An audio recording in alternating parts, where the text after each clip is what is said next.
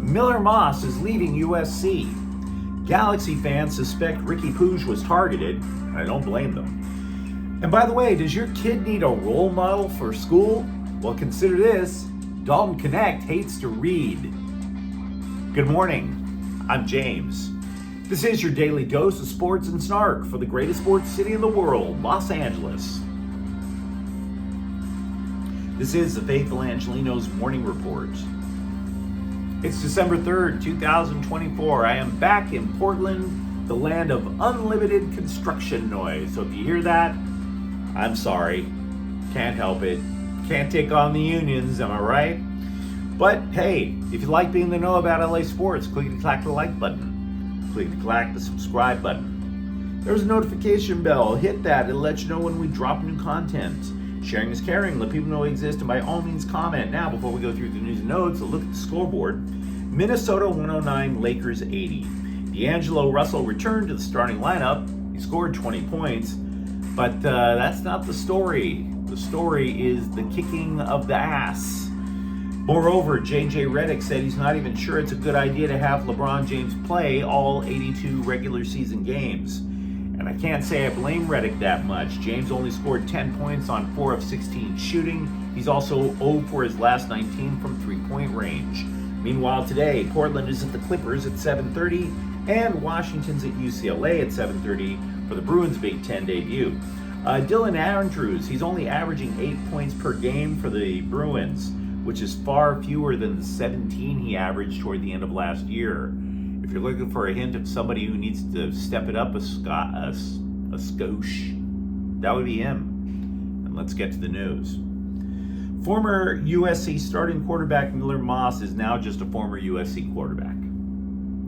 He entered the transfer portal according to a post on his Twitter account. He's going to have a year of eligibility left after he started 10 games in his career for SC. And this move, which is obviously expected, still exposes a series of sad but unfortunate realities. 1. Caleb Williams is a tough act to follow. We just have to acknowledge it, right? Number 2, Lincoln Riley can't just turn any quarterback into a Heisman winner. At some point, you have to fit the offense. 3, Moss's failures are really regrettable, because if there is one thing that we've learned from the current recruiting cycle over at Heritage Hall, it's that USC absolutely needs players who deeply want to be Trojans. Moss absolutely did. Which leads us, unfortunately, to number 4. The fewer links that we have to the Clay Helton era of unparalleled stupidity, the better. Moss was a Helton recruit. He finishes with 2,555 passing yards and 18 touchdowns in his 9 starts this year, but he was 4-5. Now, I would think it's fair to say Moss is the top quarterback in the portal. Not only do the scribes believe it, but hell, so do I. And it's good, because I do want the guy to land in a decent program. I don't want to see him going out like JT Daniels getting his head torn off at Rice. And I will also add that it's not particularly difficult for Moss to be the top guy. The top dude before was a guy who abandoned UNLV after just 3 games this year because he was disputing how much he was getting paid in NIL money. That guy left UNLV, right? The backup quarterback has the Rebels in position to sneak into the college football playoffs. So if you're a major college football program needing a quarterback, and there are a lot, who do you want? Do you want a mercenary from Vegas who just wants the dopamine hit of an NIL check? Or do you want a guy who's seriously focused on being a good quarterback? He just couldn't pass the muster over at SC. Now, what does this mean for the Trojans? Well, it certainly doesn't lock in Jaden Mayava as the quarterback of the future. You might think so, but it really doesn't. The guy is capable of eye-popping and terrible plays all in the same drive. Moreover, USC has a 5-star quarterback recruit coming in Husan Longstreet. So if you're wondering about Moss's future, after all, he seemed like a decent enough guy. I mean, yeah, there was a bullying report in the LA Times, but kids, right? ESPN pulled 5 schools out of ESPN pulled 5 schools out of Pat McAfee's backside as possibilities. I'm not going to go through all the schools on the list because it's just speculation. But I have to mention 2 that are on the list because they're kind of funny. Louisville, Miller Moss at Louisville. Miller Moss gave Louisville so many third-degree burns from the Holiday Bowl that the Cardinal are still getting skin grafts to try and cover up the scars. You know another school that might be targeting Miller Moss? Michigan. And here's the irony. Before this season even began, I mentioned if USC started 2-2, which would have to include a loss to Michigan, everybody here would be screaming about how they need to replace the quarterback and the coach. Well, now USC has to find a replacement for Miller Moss because we don't necessarily know if it is Jaden Mayava. Not that I'm Nostradamus or anything, but you can see that coming. By the way, the transfer portal opens on December 9th. Was Riqui Puig targeted?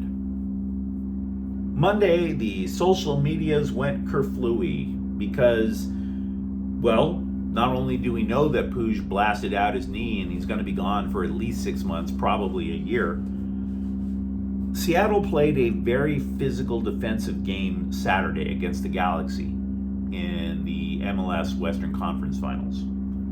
Strategically speaking, the Sounders had no choice. You play a passive defense against the Galaxy and the Galaxy just flies right past you.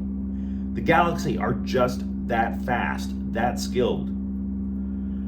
So, that was part of the foundation for the semi-conspiracy theory about Puig being targeted to get hurt. What causes an anterior cruciate ligament to tear?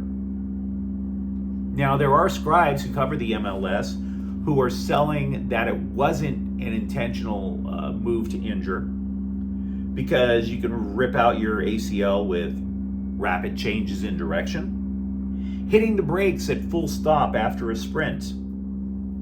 Yeah, soccer players do that. Those are legit possibilities.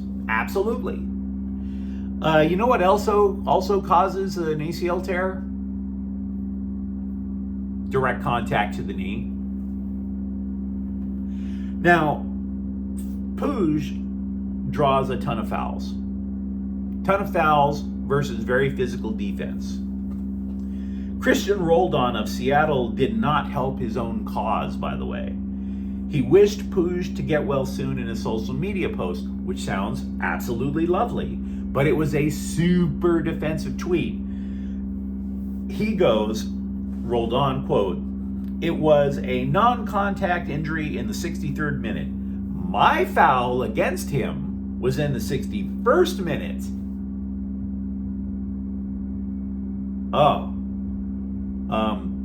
That settles like absolutely nothing. Absolutely nothing. Look, it goes like this. We need to hear more from Puig. We need to hear more from Puig. Because it's not that Christian Roldan has this lengthy history of dirty plays, right? But again, Seattle had no choice but to play aggressive, more than just a little rough. And they knew that they could get away with a little bit of roughhousing because in a playoff game, referees don't want to be the ones deciding who gets to lift the trophy. They let the players play, and if it gets a little physical, so be it. But why do we need to hear from Riqui Puig? Well, if your ACL blasts out, there is often an audible crack that comes from your knee. And then, of course, you're seriously unstable while the knee starts to swell. We need to hear from Puig. When did you hear that crack? Was before Roldan's foul in the 61st minute. That clears Roldan. Was it so far after Roldan's foul that there's no way it could have been Roldan's foul? Was it just a stop and a start, as the scribes who cover MLS assert? Was it right at the moment that Roldan fouled him? Now, none of this is to say that Roldan was going into the game going, we've got to injure Riqui Puig, right? But you still have to ask yourself, even if Puig's knee did start to swell in the 63rd minute, you could say that still could go 2 minutes prior to Roldan's foul. When did Riqui Puig hear a crack? We don't know. We don't. When we do know, then we can all start acting like we're on True Detective. It's not saying it was dirty, but as the kids say, it was sus. We need more information. Among the changes in the Lakers offense since J.J. Redick took the helm is that Gabe Vincent now plays off the ball. Not only was he a point guard for his career, one of the reasons that he signed with the Lakers last season was this idea that if the Lakers could find a trading partner for D'Angelo Russell, then Vincent would have taken the role. But he hasn't really played often or that well since he's come here. He admits it's something that he's struggling with, telling the Lakers cable channel, quote, I just try to go out and play free. I've had games this season where it's kind of like everybody is waiting and I've been missing them. So I just put all that behind me and I went out there and played hard, unquote. Not that it helped last night, but so be it. But here's something about the Lakers that really caught my attention. ESPN published a story claiming that rookie Dalton Knecht might be the so-called laser that the Lakers had spent 3 years seeking. An outside shooter with athleticism. Okay, fine. And I was curious about it though. You don't normally get that late in the first round. How did he fall to pick 17? Well, the coaches over at the University of Tennessee have a theory. They think Knecht slid for 2 reasons. One, he was already 23, so how athletic is he really? And 2, he came off as illiterate in interviews. So, Dalton Knecht doesn't read. We think he can read. He just chooses to not read. Said Tennessee assistant coach Rod Clark, quote, I guess some team asked him if he liked to read and he told them no. And I'm like, what does that have to do with playing basketball? All he's doing is just being himself and telling the truth. No, I don't like to read. I'm pretty sure there's a lot of people who don't like to read, unquote. That would be true, coach. Just go to any Waffle House and I'm sure you'll find lots of people who are passionate about not reading. You don't want to hand them checks for tens of millions of dollars, even if they can set the pick. Vols assistant coach Greg Polinsky adds, quote, he's just focused on basketball. If you think he's going to wow you with his worldly nature or talk about how he speaks in 3 languages, think again. He doesn't care about that. He's a baller, simply stated, unquote. Okay, look. I'm sure that there are many ballers out there who would way rather go to the dispensary instead of a library. Got it. But I'll tell you one thing about real ballers. At least they don't admit they can't read. Dalton Knecht admits he told future potential employers that he doesn't want to read. Why would you pay somebody that much money? Of course he fell to 17. Of course he fell to 17. I'm glad he's with the Lakers. I am. He doesn't like to read. And he told people he doesn't like to read. When was the last time you went up to somebody that you were trying to impress, and the one thing you wanted them to know if they asked you was, yeah, I'm a moron. I'm a maroon. You see a pretty girl in a bar. It's not like you're going to go up to them and read them quotes from the poetry of Sylvia Plath, right?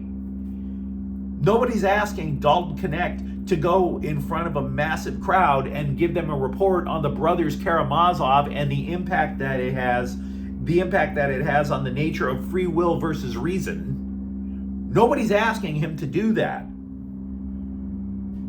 But it does remind me of a bunch of things. Like, you remember Phil Jackson? Phil Jackson. He would like to go out and buy his players books as gifts. Lovely gesture. What do you buy Dalton Knecht? Green eggs and ham?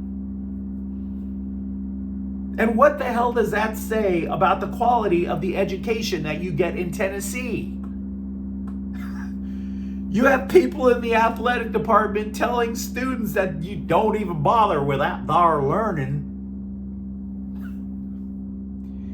I don't have kids who are about to go to college, but if I did and I found out that they got accepted to Tennessee, I swear to God, I would rather they go to San Bernardino Valley College. Let's just be real. Dalton Knecht, potential superstar, and the hero of the illiterate. He doesn't like to read. The Rams have claimed former first-round pick Emmanuel Forbes off waivers from the Washington Commanders. The guy was taken 16th overall in 2023 from Mississippi State, but he only started 7 games. He was targeted 69 times, conceded receptions, 46 of them. I'm not sure this is a good idea, all things being equal. When you claim someone off waivers, it's like a case of they broke it, you bought it.